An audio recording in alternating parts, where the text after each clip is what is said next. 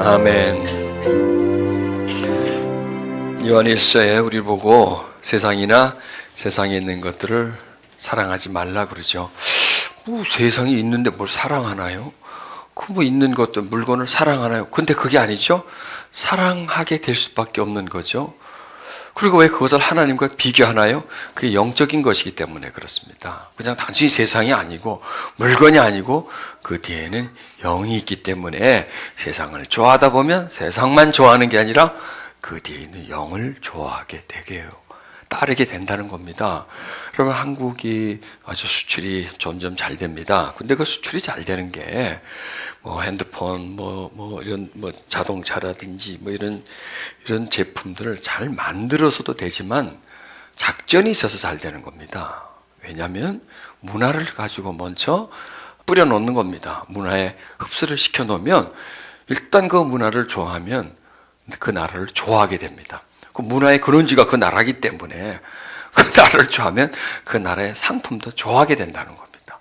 그래서 의심하지 않고 좋아하는 문화권 속에서 온 상품이고 그 나라에서 만든 제품이기 때문에 돈을 주고 산다는 겁니다. 우리는 그것은 뭘 깨닫나요? 문화를 통해서 먼저 푹 적신 다음에 거기다가 상품을 판다는 겁니다. 세상이나 세상에 있는 것들을 사랑하지 말라는 것은 거기에 호감을 두고 그걸 추구하다 보니까 세상 너머에 세상을 조정하는 그 영이 그 사람 속으로 파고 들어온다는 거죠. 그러니까 결국 세상을 사랑한다는 것은 세상의 영을, 마귀를 사랑하게 되는 결과가 다가오기 때문에 세상이나 세상에 있는 것을 사랑하지 말라. 왜? 그러면 하나님을 사랑하는 게 없다는 거예요. 사랑이 떠난다는 거예요. 하나님을 사랑할 수가 없다는 거죠. 절대로 사랑할 수가 없습니다. 왜냐하면 이게 들어와 버리면 하나님을 사랑할 수 있는 마음이 없어져 버리니까 그걸 조심하다라고 그렇게 말을 하는 겁니다. 그래서 여러분, 과거의 문화는 단순히 예술이었고요. 참 고귀했죠. 과거의 문화는, 예술은. 그러나 지금 다 돈입니다. 다 돈입니다. 여러분, 과거에는요, 정말 자기가 좋아서 스포츠 하는 사람도 있었고 하시면 지금 다 왜 그렇게 지금 태릉 경기장 가보면 새벽부터 나와서 칼바람을 맞으면서 뜁니다. 왜 그래요? 금메달 따서 국위선양하려고요? 그거는 껍데기고, 그걸 하면은 명예를 얻고. 명예 아니, 그거보다 돈을 벌게. 연금이 나오니까. 편하게 평생 먹고 살 돈이 나오고, 또 메달 따면 또 몇 억씩 주잖아요. 기업에서 쓰고, 국가에서 쓰고, 이런 거. 편하게 살려고, 힘들게 사는 거예요. 전부 다 스포츠가 프로로 되잖아요. 다 돈 받고, 직업으로, 돈으로 일하자. 그러니까, 이 돈이라는 것은 아무리 고귀한 것에 딱 들어가면 타락시켜 버린다는 거죠. 정결한 것도 더럽게 만들어요. 그러니까 돈의 힘은 막강합니다. 돈이 종교로 한번 들어가 보세요. 그 종교 타락해 버려요. 돈이 지금 기독교 속으로 들어왔잖아요. 얼마나 타락시킵니까? 결국 기독교를 망하게 하는 게 돈이에요. 돈 때문에. 기복주의적인 거고요. 대형교회 이런 게 다 돈이잖아요. 돈이 있어야 대형교회를 하는 거죠. 이런 게 들어와서 그냥 지금 무너뜨리잖아요. 축복 그 중심으로 그냥 사람들을 끌고 나가버리는 거죠. 그래서 하나님 믿는 것과 돈 버는 것과 부자 되는 것은 동일시 한다는 거죠. 이런 거예요. 그러니까 너무 교모해요. 우리는 너무 무지해요. 그냥 아무것도 모르고 그냥 끌려만 가는 어리석은 바보다 이거예요. 그래서 우리가 정신 차릴 때가 됐다는 거죠. 지혜로워질 때가 됐다는 거죠. 전략을 알아야 된다는 겁니다. 그리고 거기에 대처를 해야 이길 수 있는 거죠. 적을 알고, 나를 알고 적을 알면 이길 수가 있는데, 나도 모르고 적도 몰라. 지금 우리가 나도 몰라. 내가 뭔지도 모르고 살고 있고, 적이 뭔지도 모르고 살고 있고, 그냥 세상에서 사는 거죠. 교회나 왔다 갔다 하면서 그냥, 그걸로 자위하면서 살다 보니까 이게 다 마귀의 공격인데, 그래서, 돈을 쓰는 맛, 소비의 맛을 줄이면 돈을 적게 벌어도 그 맛이 없어지니까. 그래서 소비의 맛보다는 은혜의 맛에다 또 우리는 딱 두 가지 중에 하나를 선택해야 됩니다. 변질이냐 변하냐. 난 변질도 안 하고 변화도 안 해. 그런 건 없습니다. 그런 메뉴는 없으니까 딱 두 가지 메뉴입니다. 변질이냐 변하냐. 그런데 변질은 가만히 있으면 변질되고 변화는 움직여야 된다는 겁니다. 그래야 변화. 가만 자고 있으면 변질이 되고 변화는 깨어 있어서 계속 살아남으려고 발버둥을 치다 보면 이 변화가 된다는 겁니다. 그래서 우리는 변화라는 글자를 가슴에 새겨야 됩니다. 이마박에 새기든지 손바닥에 새기든지 도장을 손등에 찍든지 하여간 늘 내 마음속에 우리가 변화해야 된다. 끊임없이 변화를 해서 가야 된다. 저는 그게 바로 구원이다라고 생각합니다. 믿음으로 우리가 자녀가 되었잖아요. 그리고 계속해서 우리가 변화를 향해 나가는 건 구원받음을 향해서 나가는 거죠. 깨어있다는 게 뭐냐? 나를 발견하는 거죠.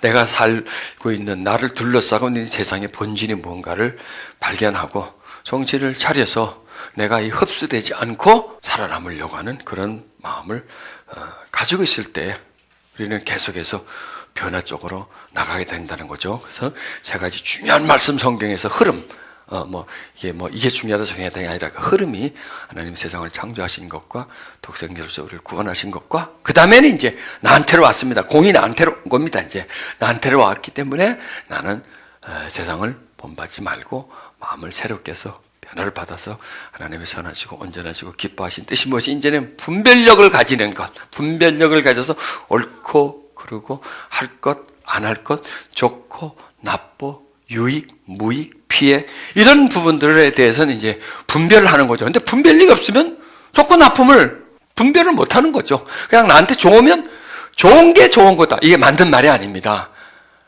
좋아야만 좋은 겁니다. 좋아야만. 어디에 좋아야 되느냐? 영적으로 좋아야만 좋은 거다라는 겁니다.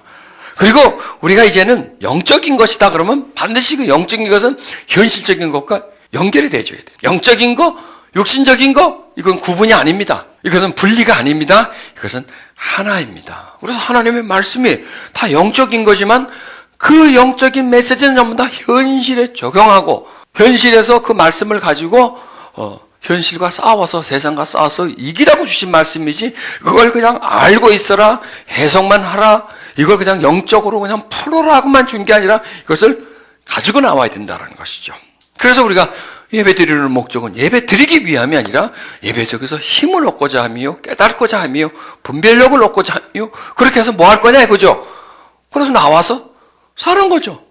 나와서 사는 거죠. 이게 버는 것과 소비라는 겁니다. 돈도 왜 벌어? 쓰려고 벌죠.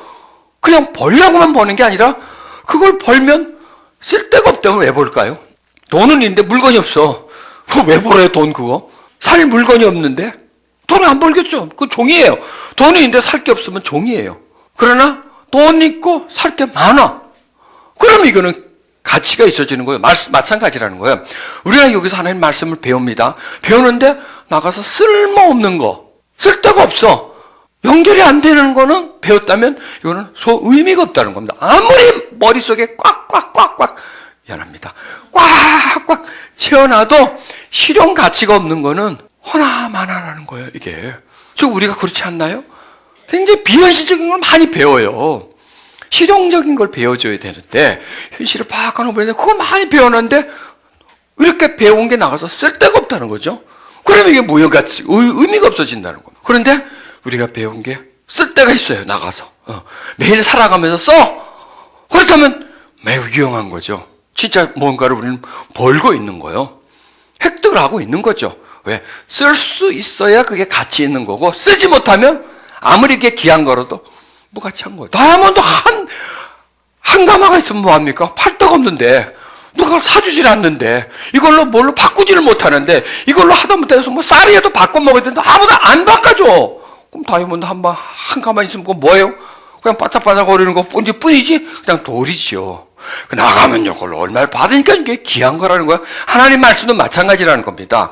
아무리 말씀이 귀해도 이 말씀이 실용적인 상황에서 쓰여질 때 이건 가치가 있는 거예요. 그런데 암만 귀한 거라도 주옥 같은 말씀이라도 진리라도 생활과 연결이 되지 않으면 거기서 끝. 우리끼리 그 안에서만 통용이 되는 거예요. 우리끼리 여러분 여행에서 종이 찍 찢어가지고 100만 원, 1000만 원 막 썼어. 우리끼리 막 줘, 받아. 그러면 뭐해? 나가면 또 안 받, 물 이런 걸 갖고 집어 던져버릴 텐데 우리끼리만 통용하면 뭐 하겠어요? 저 밖에서 통용이 될 거 아니에요? 그게 돈이죠. 마찬가지라는 겁니다. 우리가 여기서 많이 배워서 뭐 깨닫고 이것은 천국 갔다 갔다 한다들 뭐 하겠습니까?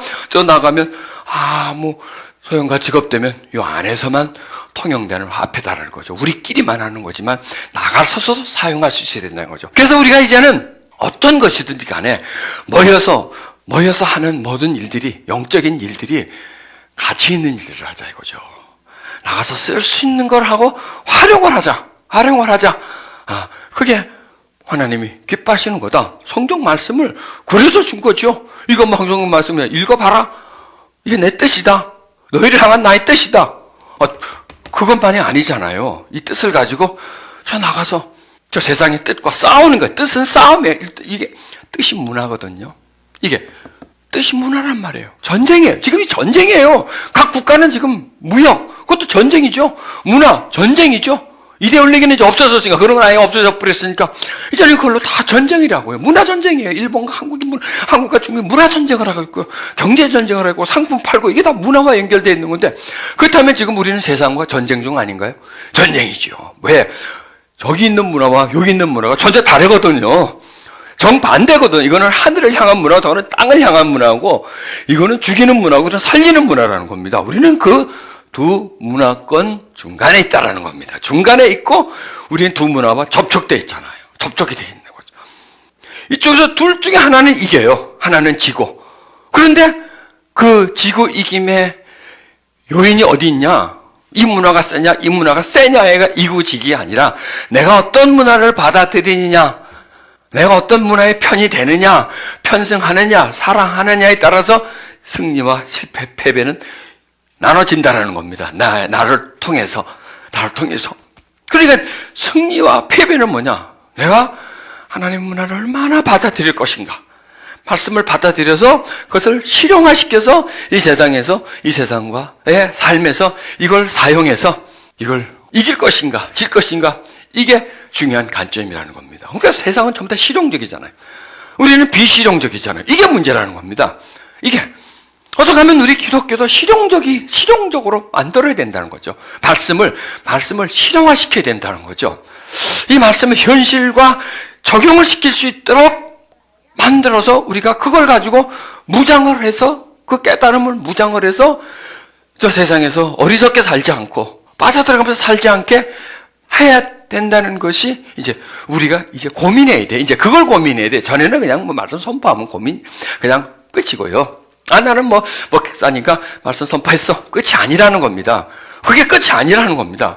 그것이 만족이 아니라는 겁니다. 내가 설교 잘했어. 그게 아니라 어떻게 하면 이 설교를 저분들의 삶에 적용을 시킬 수가 있는가, 무장화시킬 수가 있는가, 그 말씀을 통해서 어떻게 하면 저 사람들이 세상에서 받은 걸 좀 씻어주고, 그게 아니라는 것을, 세뇌되어 있는 것이 아니라는 것을 가르쳐주고 깨닫게 해주고 좀 씻어주고 마음이 어두워져 있는 것은 밝게 해주고 말씀을 가지고 해서 그 밝음을 가지고 저 어둠에서 살고 깨달음과 분별력을 가지고 우리를 어리석게 만드는 저 세상에서 어떻게 살아갈 것인가 하는 것을 고민하지 않으면 안 된다는 거죠.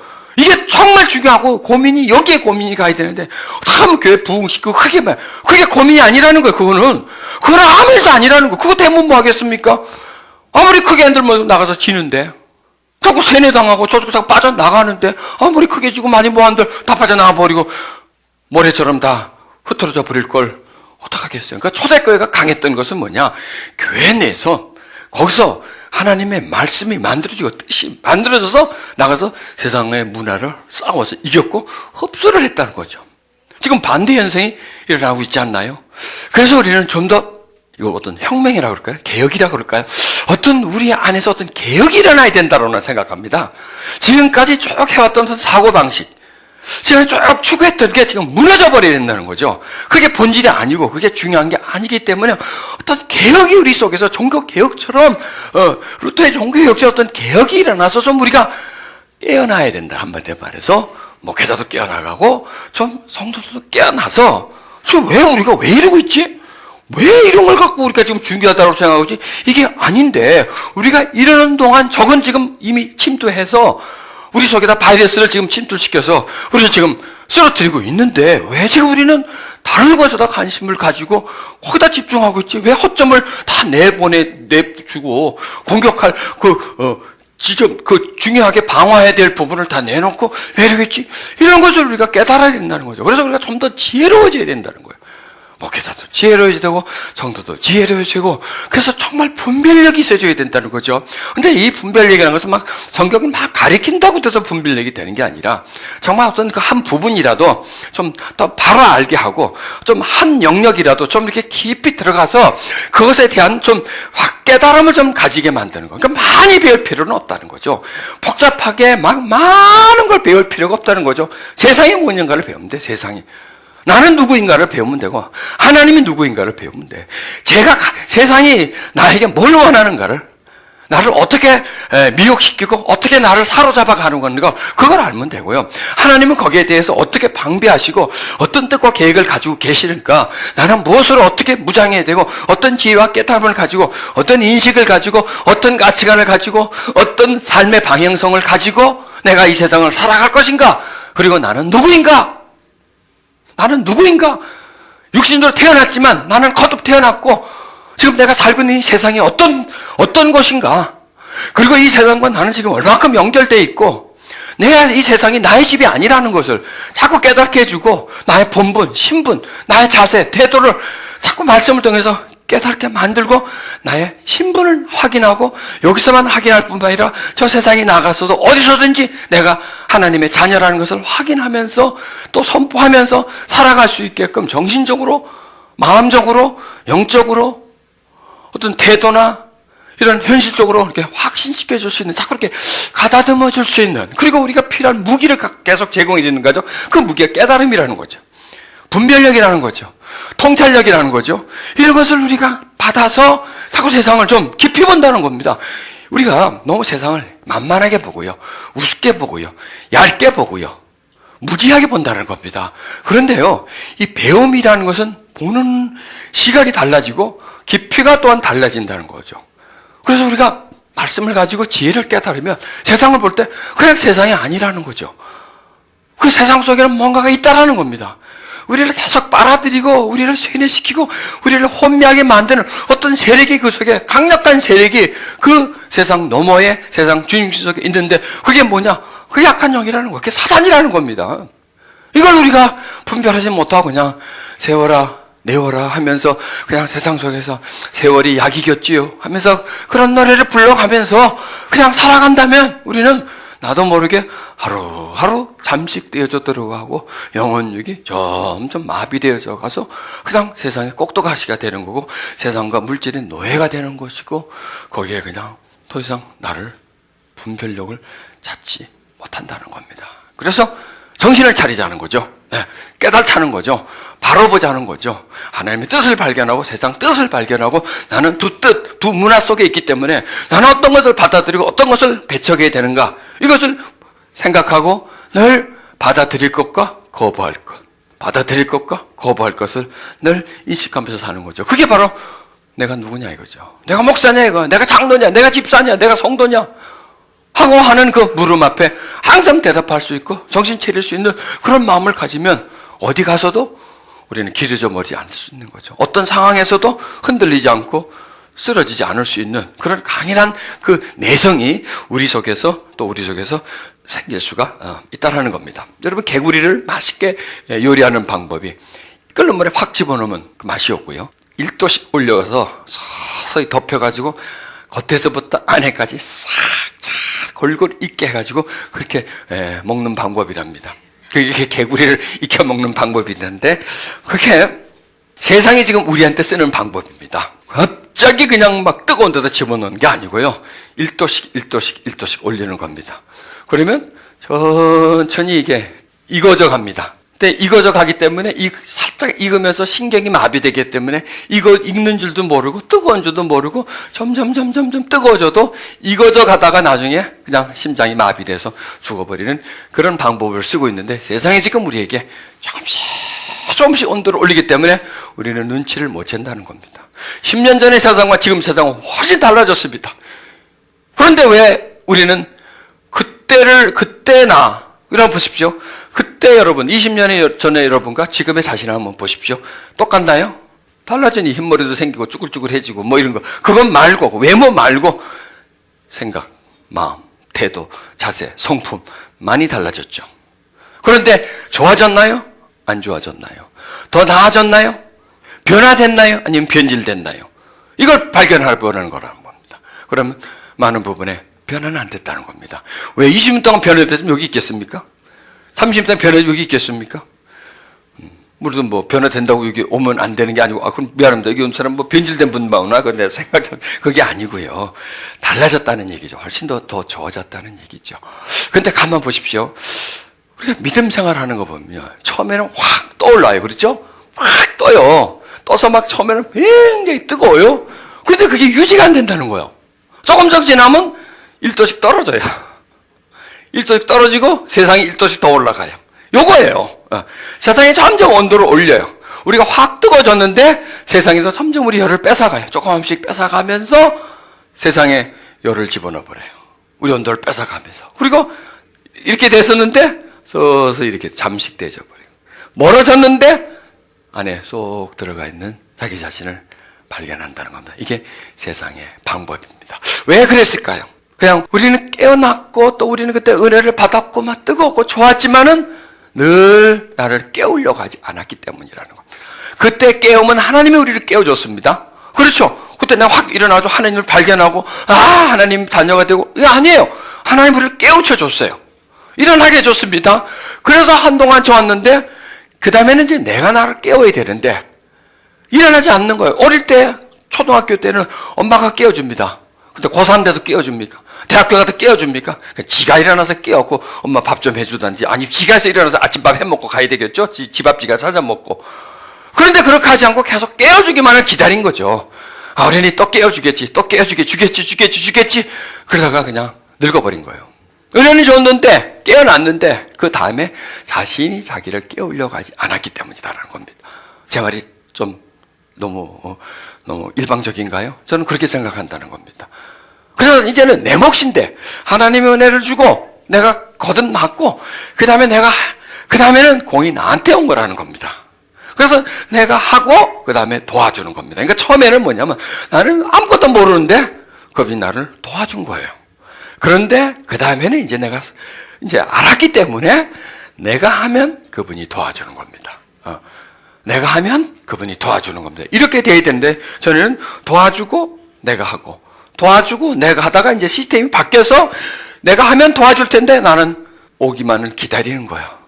언제쯤 은혜를 주실래나, 언제쯤 나에게 첫사랑을 회복시켜 주실래나 하고 자꾸 언제쯤인가를 기다린다는 겁니다. 그러다가 세월 나가버리는 겁니다. 그러면서 점점점 우리 열을 뺏겨가는 거예요. 그러는 과정 속에서 점점 뺏겨가니까 나중에는 포기해버리는 거예요. 그 시절을 그냥 추억 속에, 과거의 추억 속에만 두고 그건 어려운 옛 생각이 나겠지요. 뭐 이런 식으로 하여튼 옛날 추억에만 두고 그냥 현실에 급급해서 그냥 세상에 사는 거예요. 이게 형식적인 그리스도인들이 되어간다는 거죠. 전형적인 우리 기독교인들의 어떤 모습이다라는 겁니다. 초대교회는 안 그랬거든요. 깨어나면 거기서 계속 살아있었는데 이 시대는 깨어나도 오래 얼마 못 가면 죽어버린다는 거죠. 그게 우리들의 어떤 그 성향도 그런 거지만은 세상이 그렇다는 겁니다. 세상이 워낙 우리의 열을 뺏어가기 때문에 마음을 뺏어가 버리기 때문에 강력해졌기 때문에 문화가 너무나 강하게 우리를 사로잡아 오고 종식시키기 때문에 그렇게 된다는 겁니다. 자, 그러면 이제는 그건 그거고 지나간 거는 할 수 없는 거고요. 이제부터 우리가 뭘 해야 되느냐? 하나님의 은혜 주기를 기다리지 말란 말이죠. 그냥 감나무에서 감 떨어지기를 기다리지 말자는 거죠. 그냥 어떻게 하다 보면 되겠지 하는 생각을 없애버리자는 겁니다. 내가 한 만큼 하나님이 나한테 해준다는 걸 생각하십시오. 내가 다가간 만큼 그분이 내게 다가오고 내가 노력한 만큼 그분이 나한테 은혜를 준다. 은혜는 공짜는 없다. 은혜는 공짜가 아니다. 공짜 좋아하지 말자고요. 공짜 좋아하지 마. 복지 좋아하지 마세요. 은혜는 복지가 아닙니다. 그거는요. 처음에는 하나님이 공짜로 주시면 그 다음에는 내가 한 만큼 준다라는 겁니다. 내가 하고 보상을 받는 겁니다. 하나님 앞에. 그렇기 때문에 이제는 하나님이 나를 알아서 깨워주시겠지. 그런 생각을 빨리 접어버리십시다. 세월이 가면 어떻게 하다 좋아지겠지. 그거는 꿈 같은 얘기고요. 그런 일은 절대로 없습니다. 어떻게 되겠지. 누군가가 와서 왕자가 와서 백말타가 와가지고 어떻게 해줘? 그런 거는 없습니다. 내가 해야 된다는 겁니다. 내가 은혜를 향해 나가야 된다는 겁니다. 내가 깨어야 하나님도 나를 깨워준다는 겁니다. 내가 깨어야 하나님이 나한테 응답해 준다는 겁니다. 그래서 나는 노력을 해야 된다는 거예요. 은혜를 위해서 노력해야 된다. 내가 가야 할 길을 나는 가야 된다. 내가 가만히 있으면 안 된다. 저절로 된다. 그 할아버지가 가만히 있어서 그렇게 됐습니까? 가만히 있으면 벌써 그 할아버지 장가 가가지고 손주 봤을 텐데 벌써 그 가족을 잊어버렸는데 자기를 늘 깨운 거예요. 늘 깨우고 자기를 살렸기 때문에 그러면 자기의 삶을 지킬 수가 있었다는 겁니다. 우리도 마찬가지라는 겁니다. 그렇다고 해서 매일 아침에 반팔 입고 또 산에 등산하고 그 얘기는 아니고 괜히 그러다 감기 걸리고 괜히 그런 객기 부르지 말고 그러고 하지 말고 그렇게 어렵게 하지 않고 정말 나를 늘 깨워서 세상을 자꾸 보고 자꾸 세상을요 보려고 생각하세요. 세상이 뭐지? 이 본질이 뭐지? 세상이 나에게 뭘 원하지? 뭔가를 원한단 말이에요. 내가 세상을 계속 내가 이 세상에서 빠져들어가면 어떤 결과가 오지? 그럼 하나님의 뜻은 나에게 향하신 하나님의 뜻은 뭐지? 하나님 내가 이 세상에서 어떻게 살기를 원하지? 이걸 생각하면요 금방 나와요. 금방 나와요. 오늘 메시지가 금방 나와버린 거예요. 어제부터 세상이 뭐지? 이걸 생각하다 보니까 이렇게 나오는 거예요. 금방 나와요. 그런 깨달음과 분별력은 금방 나와요. 그러면서 자기를 추스리는 거예요. 그럼 내가 정신을 차리게 돼요. 옳고 그런 분별력이 생긴다는 겁니다. 하나님 우리에게 분별력을 가지라는 거죠. 좋고 나쁘고 뭐가 좋으냐? 좋은 게 아니라는 거죠. 돈이 좋은 게 아니라는 거죠. 그냥 우선 먹기 좋은 거, 우선 입기 좋은 거 이게 좋은 게 아니고 우선 재밌는 거 그게 좋은 게 아니라 그건 너한테 나쁜 거다 이거야. 그건 독이다 이거야. 독이다 이거야. 여러분 설탕 쾌감이에요. 그 얼마나 쾌감이 있어요 그거. 근데 그게 독이라는 거예요. 그게 사람을 죽이는 거예요, 나중에. 암세포가 제일 좋아하는 게 뭐예요? 당뇨예요, 당뇨. 설탕 많이 먹고 단 걸 많이 먹으면 암 걸릴 수밖에 없어요. 왜 암이 좋아하는 건데, 뭐. 암밭을 만드는 거야. 그리고 그냥 딱 들어오면 그냥 거기서 확 발산되도록 만드는 거라는 거죠. 그러니까 내가 좋아하는 게 결국에 나에게 가장 피해를 주는 것이다. 마치 설탕과 같은 거다. 맛있고 달지만 이게 결국 나를 병들게 하는 거다. 그리고 이게 중독되게 만드는 거다. 이렇게 생각하면 이런 깨달음을 가지면 전에 좋아했던 게 싫어져요. 전에 하기 싫었던 게 막 하고 싶어요. 기도 생활을 하고 싶어요. 그냥 사모하는 마음이 나와요. 왜 이게 변화예요, 여러분? 이게 딴 게 아니에요. 그래서 우리의 은혜도요, 갑자기 100도로 팍 못 올려요. 1도씩 올리는 거예요. 사단이 우리에게 1도씩 빼앗아간듯이. 사단이 세상이 우리를 세상에 푹 삶으려고 1도씩 올린 것처럼. 이게 마비요. 얼마 전에 보니까 이 술이요. 술 취하지 마. 이게 과학적인 어떤 그 규명이 우리에게 깨달음을 많이 주더라고요. 술이 들어가면 대뇌를 취하게 만든대. 대뇌를 마비시킨다는 거예요. 대뇌는 뭐냐? 이성의 뇌, 판단력, 이런 어떤 절제, 통제력을 말하는 거죠. 그리고 대신 이 대뇌를 마비시키고 감성의 뇌를 깨운다는 거죠. 그러니까 술을 마시면 금방 아유 형님 하고 막 금방 형님 동생하고 그래 내가 책임져 줄게. 내가 도장 찍어 줄게. 걱정하지 마. 내가 갖고 와 내가 도장 찍어 줄게. 그냥 막 술 안 마시면 내가 왜 찍어 하다가 나 술만 마시면 그래 찍어 줄게. 이게 왜 그럴까요? 이성을 마비시켜요. 분별력을 없애 버리고 그다음에 무절제하게 만들어 버리고 감정으로만 사람을 대하게 만들어 실수하게 만드는 거죠. 야, 이 세상이 그렇구나. 우리에게 분별력, 옳고 그름 하고 안함, 이런 절제력, 이런 걸 세상이 우리를 마비시켜버려요. 마비시키고, 그 다음에 쾌락적인 거, 흥분되는 거, 우리가 뭐 정말 좋은 거, 이런 거에는 막 확 가게끔. 그러니까 술이 안 취하면 별로 좋은 게 아닌데, 취하면 좋아지게 만드는 게 있잖아요. 그렇죠? 취했을 때 이렇게 막 좋아지게 만들고, 술이 안 취했으면 거기 안 갈 텐데, 술이 취해서 그냥 거기 가버리는 거예요. 술이 안 취했으면 그런 행동을 안 했을 때 취해가지고 그런 행동을 하게 하는 거죠. 그게 마비라는 겁니다. 그러니까 술이 취하면 분별력을 잊어버리는 것처럼 세상은 뭐다? 술이다. 세상은 술이다. 가까이 갈수록 받아들일수록 좋아할수록 취한다. 그래서 나는 술이 깨야 된다. 술이 깨어나야 된다. 왜? 마비를 시키기 때문에. 분별력, 죄와 의를 분별을 못하게 만들잖아요. 진과 선을 분별하지 못하게 돼요. 진리를, 불의를, 선과 악을, 그 다음에 아름다움, 아름다움을 멋짐으로 바꿔버리는 거예요. 그렇죠? 아름다움. 사람들 지금 다 멋지려고 그래요. 멋있으려고 그래요. 왜? 그 미는 그 아름다움, 내적인 미인데, 이건 전부 다 밖에 미. 그래서 미장원, 성형, 미용, 뭐 이런 식으로 해가지고 자꾸 멋있게. 그러니까 이게 좀 사탄의 전략이 되니까 이거 다 그러니까 분별하고 진리와 불의를, 악과 선을, 선 대신 악을, 내면의 아름다움을 외적인 아름다움으로 만들어서 문화를 통해 가지고 말이죠. 그 아름다움, 성형, 이것도 역시 또 하나의 돈이잖아요. 이렇게 만들어서 사람을 분별려고 못하는 거예요. 진정한 아름다움은 외적인 아름다움이 아니라 내적인 아름다움. 제가 보니까 여러분 외적으로 그 정도면 아름다움 됐습니다. 다워질라 하지 마십시오. 그 정도면 충분하니까. 우리의 아름다움은 내면의 아름다움, 영혼의 아름다움이라는 거죠. 이걸 추구하는 거고, 진리, 선. 이게 진선미, 이걸 이제 진리가 불의와 선함과 악과 외적 아름다움과 내적 아름다움을 분별할 수 있는 눈이 있다면, 뭐 치장하고, 뭐 거기다 돈 쓰고, 뭐 뿌리고, 그럴 필요가 없는 거죠. 그 아름다움을 누가 봐줘? 하나님이 나를 봐주기 때문에 그 아름다움으로 인해서 내가 기분이 좋은 거죠. 내 마음의 아름다움이 나를 행복하게 해주는 거지. 외적 아름다움이, 외적 그 모양이, 그거 뭐 변장술인데 그게 뭐 아름다워지겠습니까? 그렇다고 누가 나를 쳐다보나요? 잘 차려입어 나와보세요. 누가 쳐다봐요? 안 쳐다봐요. 누구도 안 쳐다봐요. 바쁜데 뭘 쳐다보고 있을지가. 이렇게 우리가 현혹되지 말고 분별력을 가지자는 얘기죠. 분별력을 가져서 서서히 우리가 세상에서 세상의 변화에, 세상의 변질 속에 빨려 들어가지 말고 세상을 극복하자는 거죠. 그래야 세상을 이길 수가 있는 겁니다. 그렇지 않으면 세상에서 지고 세상에 밀려고 세상에 나오다. 그래서 편리함, 빠름 이런 것은 너무 추구하지 말자고요. 편안함 이런 거에 물들지 말자고. 세상은 그거예요. 편리, 편함, 빠름, 좋은 거 전부 다 상품들이 다 그런 거예요. 첼시 새로 나온 거, 다양함 이런 거, 겉보기 좋은 거 그거 보세요. 다 하잖아요. 디자인 이런 게 전부 다 아름다움이라는 거죠. 겉 아름다움에 사람들을 미혹시키고 그 아름다워지려고 돈을 또 여자들은 뭐 번 돈 다고 아름다워지려고 돈을 써요.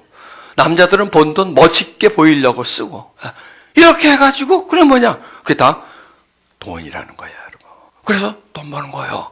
왜? 그거 갖고 아름다워지려고, 멋있게 보이려고, 맛있는 옷 입으려고. 그거 없으면 외상이죠. 그럼 또 그걸 갚아야 되죠. 빚내야 되죠. 여러분 요즘 TV에서요 제일 많이 광고가 나가는 업종이 있어요. 두 가지인데 하나는 보험, 뭐 생명보험, 뭐 이런 보험요. 그다음에 뭔지 아세요? 사채, 돈 빌려서라는 거, 금융업에서 나오는 거 있죠. 즉각론 뭐 이런 거 있잖아요. 무슨 이런 론 같은 거 하라고 사채에서는. 그럼 그걸 두 가지를 보면 뭐냐면 첫째, 보험에서 장사가 되니까 그 사람들이 비싼 돈 들여가지고 그 광고하는 거예요. 잘 된다는 얘기예요. 그게 뭐냐면 사람들은 불안하다는 거예요. 그래서 그냥 보험 이걸 하나 들었는데 이거 갖고도 안 될 것 같아. 그럼 요걸 하나 더 들어야 될 것 같아. 요걸 하나 더 들어야 돼. 또 보험을 들게 만드는 거예요. 그게 또 빚을 내는 겁니다. 여러분 저는 보험이 몇 개 있을 것 같습니까? 아무것도 없습니다. 아무것도. 제 이름으로 된 보험은 다 온 국민이 다 가지고 있는 건강보험도 하나로 없어도 잘 살고 있습니다. 건강하게. 그게 우리를 안전해 주는 게 아니라 안전하게끔 느끼게 만들어주는 거예요. 사채는 뭐냐? 다 돈에 쪼달린다는 얘기예요. 사람들이.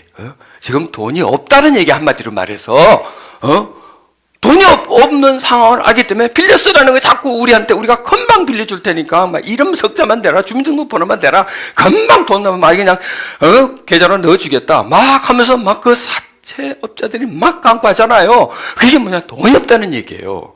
그럼 돈이 다 어디로 갔어? 쪼달린다는 거죠. 지금 막 빚갚으라고 막 독촉이 온다는 거죠. 돈을 안 빌려주는 거죠. 그러면 거기다가 들썩 그냥 독을 무는 거예요. 그게 그 덫에다가 자기 영혼을 갖다 심어버리는 그런 일을 한다는 겁니다. 이게 뭐냐면 지금 현재 모습이라는 겁니다. 사람은 불안해하고 있다는 겁니다.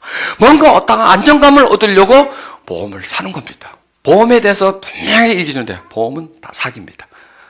그래서 한 개 정도나 있으면 몰라도 자꾸 들고 것은 사기에 들어가는 건다는 겁니다. 그럼 보험을 드는 사람이 돈 있는 사람은 보험 안 들어요. 이건희 씨가 보험 듭니까? 그러니까 그 사람 왜 보험 들어요? 저 돈 많은데. 돈 없는 사람이 보험 들어요. 위험, 불안하니까 나는 돈도 없는데 그나마 이게 아프면 어떻게 하고 보험 들어? 없는 돈에 보험에다가 다 갖다 받쳐주는 거예요, 여러분. 다 이게 광고비예요, 광고비. 광고보고 갖다 돈 내주는 거예요. 돈 뺏기는 거예요, 보험이라는 거는. 근데 이게 보험회사하고 나하고 지금 무슨 원한이 있나 그런 건 아니고요. 그걸 분석해 주는 사람의 말을 들으니까 내가 알겠더라고요. 그걸 분석을 해 주더라고요. 왜 그 사람들이 보험 광고를 이렇게 돈이 많게 하느냐?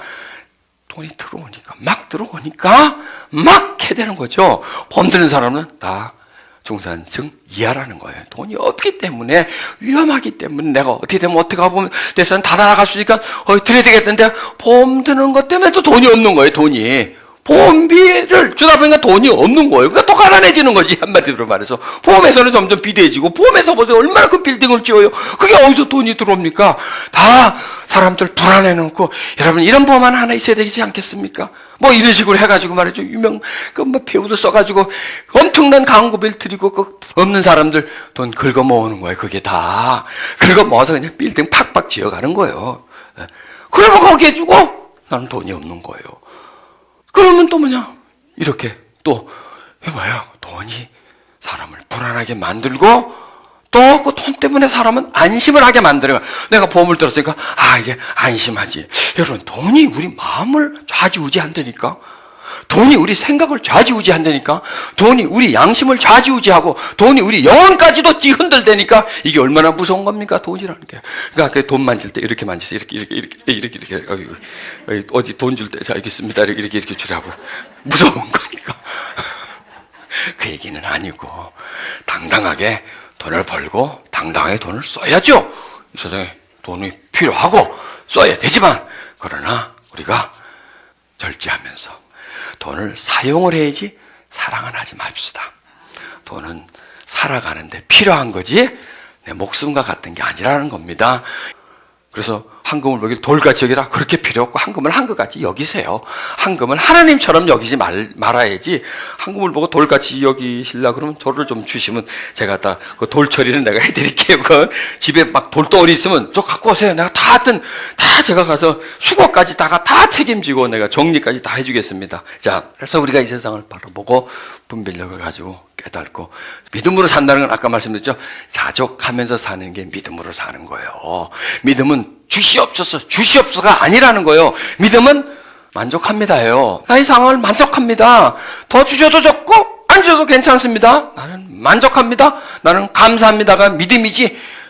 더 주세요 하고 막 구하해서 하나님 주문 있는 것 좀 빼오려고 막 그러는 게 믿음이 아니라는 거죠. 우리 한국 기독교가 믿음을 잘못 가르치는 거죠. 깨달아야 돼요. 깨달아서 하나님의 바른 뜻이 뭔가 아닌가, 그 뜻이 얼마나 사람을 통과하면서 얻어되었느냐, 그 뜻이 얼마나 이 세상 문화와 연결되고 돈과 연결되면서 얼마나 우리에게 잘못 들어와가지고 우리에게 잘못 인식을 시켜주고 잘못 생각을 만들어줘서 그걸 추구하게 만들다 보니까 그걸 따라가다 보니까 하나님 없는 거예요. 돈만 있는 거지. 그래서 이 돈이 타락시킨다는 겁니다. 돈이 들어가면 누구든지 타락시킬 수 있습니다. 성직자도 타락시킬 수 있습니다. 아무 문제가 아닙니다. 사람 하나 타락시키는 돈과 권력만 들어가면 그 사람은 자빠지는 겁니다. 우리는 사람의 말을 듣지 말고요. 하나님의 말씀이 나에게 말씀하시는 것을 받아들여서 그 말씀을 통해서 나를 무장시키고 만들어준다면 우리는요, 행복해져요, 그러면. 행복해져요. 이 세상의 흐름을 타지 않으면 우리는 뭐 외로워지고 불쌍이 아니에요. 저 시스템 속에서 우리가 완전히 빠져나올 수 없어도 그래도 어느 정도 그 시스템에 그 말려들지 않고 적당히 살아간다면 거기서 그게 바로 자유함이라는 겁니다. 그래서 진리가 우리를 자유케 해준다 그랬잖아요. 여러분, 돈도 자유케 해줍니다. 가난에서 벗어나면 자유해지는 거죠. 가난에서 벗어나서 자유. 그러나 그건 진정한 자유가 아니라 가난에서 벗어났지만은 더 부유함에 묶여지는 겁니다. 그래서 돈은 결코 우리를 자유처럼 보여지지만 자유함을 주는 게 아니라 진정한 진리가 돈에서의 자유, 물질의 많고 적음에서 자유, 어떤 권력에서의 자유, 세상이 추구하는 것으로부터 그걸 세상이 사람이 좋아하는 걸 좋아하지 않는다면 그게 자유예요, 여러분. 그게 모든 사람이 저걸 되게 좋아해요. 나는 안 좋아. 좋긴 좋아. 그러나 저것 때문에 안 살아. 속은 좋겠지만은 저게 뭔데? 그렇게 좋은 건 좋은 거지만 저게 그렇게 우리를 끌어들이는 만큼 좋은 게 아니야. 그냥 그거야. 라고 말할 수 있다면 거기서 나는 부유해지는 겁니다. 저절로 부유해지는 거고 나는 평안해진다는 겁니다. 그래서 진정한 자유는 진리, 하나님의 역사, 또 진정한 자유는 내 속에서 막 세상을 향해서 가려고 하는 것을 딱 차단시켜 버릴 때 그게 자유예요. 끊어버릴 때. 나를 웃고 있는 것을 다 끊습니다. 줄이 쫙 부러집니다. 자유합니다. 여러분 보세요. 내가 막 만족하지 못하다가 내가 만족하고 자족하기로 했다. 이게 믿음이다. 나는 지금의 삶에 만족한다. 그러게 사슬이 끊어져 버리는 거예요. 그러면 나는 불만이라고 하는 것으로부터 자유해지는 거죠. 불평에서부터 자유해지는 거죠. 감사합니다. 불평에서부터 자유해지는 겁니다. 행복합니다. 불행에서부터 자유해지는 겁니다. 하나님을 사랑합니다. 세상으로부터 자유해지는 겁니다. 그게 내 영혼에서 일어나는 진정한 자유. 진리를 깨닫습니다. 자유해진다는 겁니다. 세상이 뭔가를 발견했습니다. 자유해진다는 겁니다. 돈이 뭔가를 발견했습니다. 자유해진다는 겁니다. 알아야 자유해지고 끊어야 자유해지고 그래야 그것이 진정한 자유함이라는 겁니다. 여러분, 저도 지금 자유함이 있는데 여러분 마음속에 자유함이 없나요? 왜? 우리가 분별을 하면 그게 바로 자유함이라는 겁니다. 옳고 그런 걸 분별하면 그게 바로 자유함이고 그게 힘이라는 겁니다. 그게 바로 능력이라는 겁니다. 그렇죠? 그래서 영적인 것은 영에만 있지 않고 현실 속에 있다는 겁니다. 가지고 나와야 된다는 겁니다. 말씀을 가지고 나와서 이 세상에서 같이 살아가지고 돼요. 그래서 마음을 세상을 본받지 말고 오직 마음을 새롭게 해요. 변화를 받아. 이게 지금 나오죠. 그 말씀이. 그 말씀의 뜻이 나온다는 겁니다. 이 말씀이 너무나 소중한 말씀이더라고요. 이게, 정말, 이거 우리가 절대로 놓치면 안 돼요. 세상을 본받지 말고, 세상과 나, 마음을 새롭게 하고, 하나님의 뜻을 보여. 하나님과 나, 세상과 나. 이것을 한 말씀 속에 너무나 잘 정리해 놓은 거예요. 뭘 바라보고 살 건가 이거죠. 세상이 가고자 하는 방향과 하나님이 가는 방향이 완전 정반대고 우리는 그 사이 속에 있기 때문에 누구의 뜻을 따를 것인가 이런 그런 것들을 그 말씀 속에서 막 가르쳐 주는 거예요. 그 말씀이 우리에게 현실을 얘기해 주는 거예요. 그 말씀이 현실을 얘기해, 세상을 얘기해, 돈을 얘기해 주는 거예요. 이 자본주의를 얘기해 주는 거죠. 그리고 세속에 젖은 우리들을 발견하게 만들고 씻어내라 이거요. 네가 보고 배우고 받았고 너희 머릿속에 생각 속에 마음속에 침투해져 있는 그 세상의 바이러스를 빼내라 이거예요. 소독시켜라. 취해져 있는 것을 이제 깨어나라 이거예요.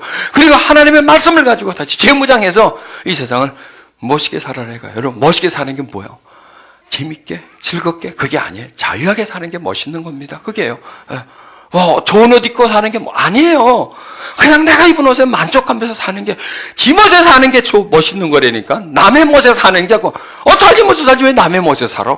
남 봐서, 어때, 멋져 보여? 어때, 이거? 이러지 말고요. 내가 봐서 멋있으면 멋있는 거야. 왜 남한테 보이면 이건 멋져 보이냐고. 어때, 괜찮았나? 나 괜찮아. 이 옷 입으니까 나 사람이 달라 보이는 것 같지 않아? 그러지 말고요.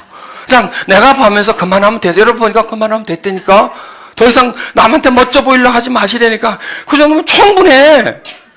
아주 그냥 합격점이야. 여러분들은 외모로 보나 스타일로 보나 다 했다는 겁니다. 내 맛에 사는 겁니다. 아니 하나님 멋에 산다는 겁니다. 하나님 말씀을 따르면 하나님 멋에, 하나님도 멋지다 그럼 최고 아니에요? 그렇지 않아요?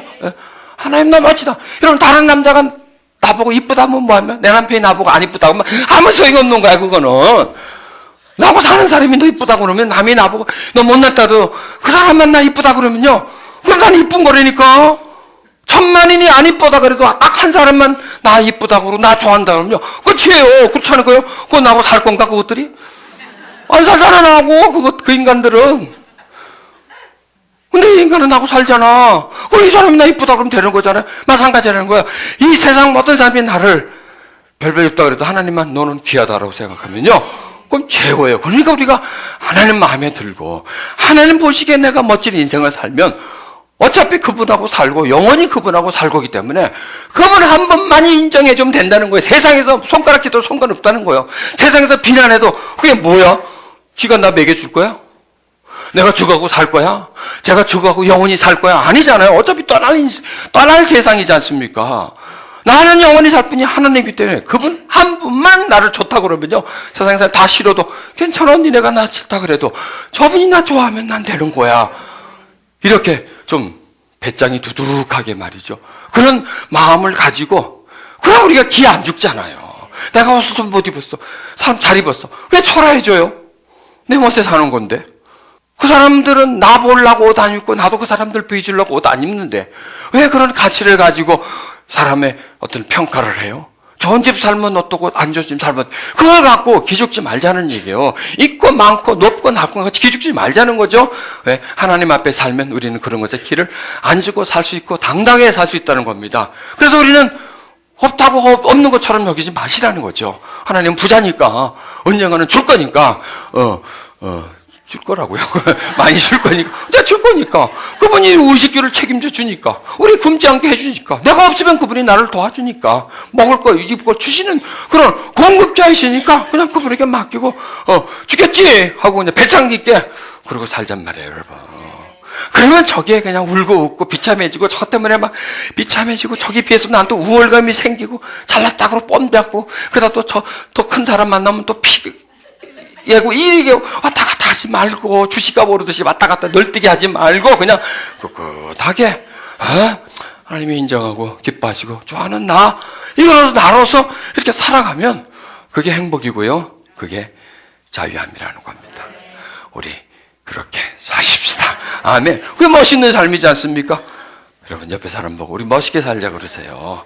잘 살자 그러세요. 행복하게 살자 그러세요. 우리 자유하게 살자 그러세요. 그게 진정한 자유함이고 그 안에 행복이 있다는 거죠.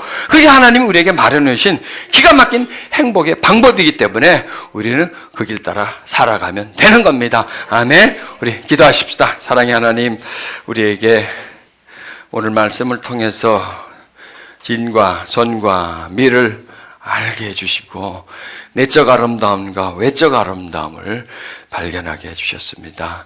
하나님, 세상의 그 흔들림 속에 살지 않고 세상의 평가와 가치관 속에 살지 않고 하나님 당당하게 살게 주시옵소서. 기죽지 않게 주시옵소서.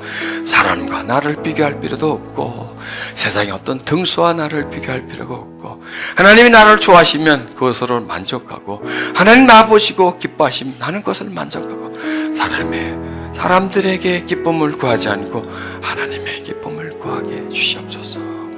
사람들을 보면서 저들에게 맞춰서 살려고 하지 말고 하나님 보시기에 기뻐하는 삶을 살게 주시옵소서. 아담처럼 숨지 말게 해주시옵소서. 당당하게 하나님 나아가게 해주소서. 그리고 항상 내가 누구인가를 발견하고 내 신분을 확인하면서 떳떳하게 행복하게 살게 해주시옵소서. 조금 없다고 비참해지고 기죽고 비애에 차고 불평하지 말게 해주시옵소서.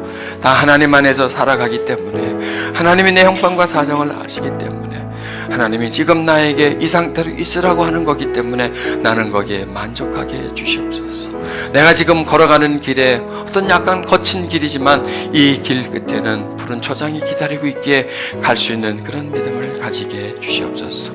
하나님 채워주시옵소서. 하나님 그들의 마음속에 지혜와 깨달음을 주시고 자유함을 주시고 하나님 주시는 평강이 그 마음에 가득 차게 해주셔서 그동안 가지고 있었던 아픔들, 피해감들, 물질을 위해서 받았던 상처들, 이런 부분들을 씻어주시고 하나님의 평화가 그 마음속에 가득히 흐르게 해주셔서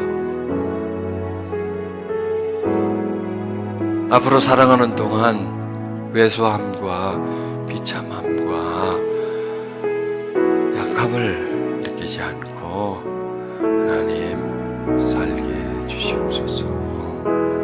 하나님 말씀으로 인해서 자유하고 행복합니다.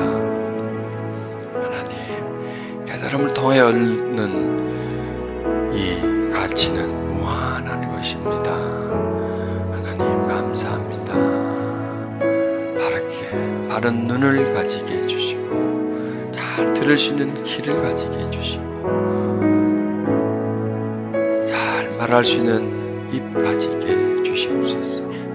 생각은 똑바른 잣대처럼 기준을 가지게 해주셔서 옳고 그른 것을 분별하게 해주시고, 마음은 풍성해져서 좋고 나쁜 것을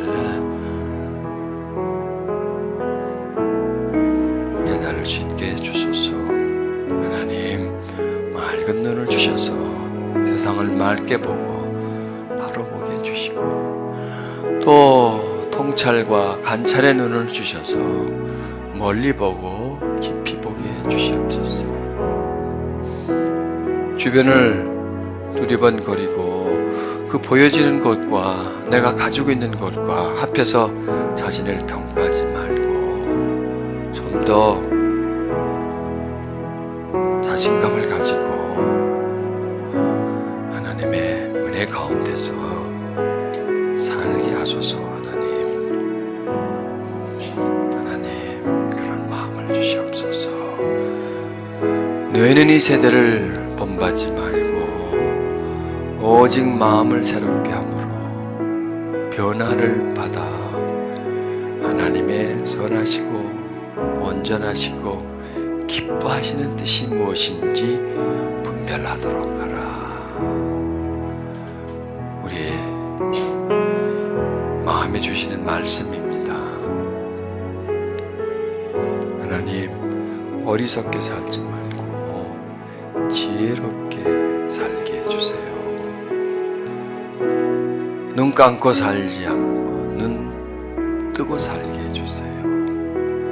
아무거나 보고 아무거나 받아들이지 말고 볼 건 보고 안 볼 거는 안 볼게 해주시고, 들을 말 안 들을 말 분별하게 해주시고, 할 말 안 할 말 구별해 가면서 말할 수 있게 주시옵소서.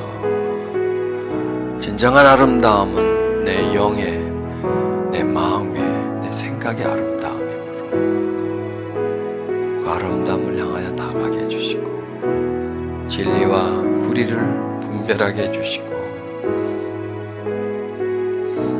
선과 악을 분별하게 해주시옵소서.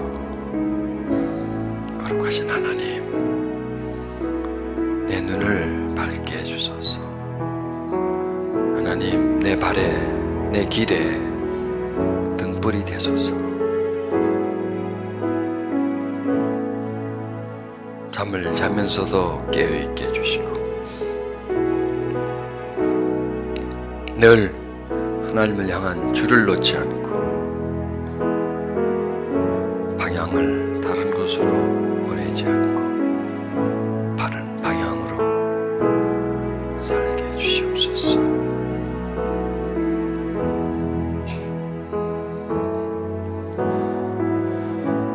주는 내 아버지,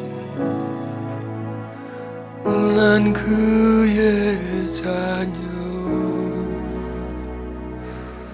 내가 어딜 가든지 나가지 않죠.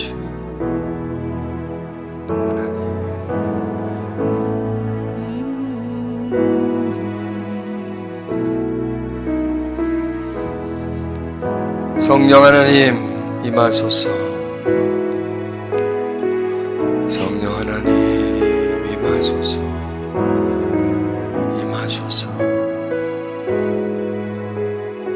그리고 우리에게 말씀하소서. 위로하시고 격려하시고 권면하소서. 힘주소서. 하나님, 사랑하는 자녀들에게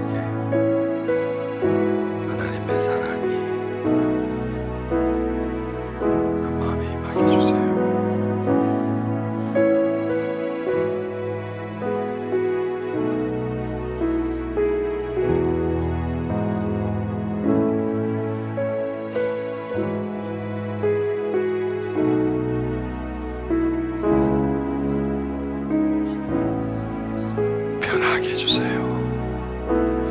깨어있게 해주세요.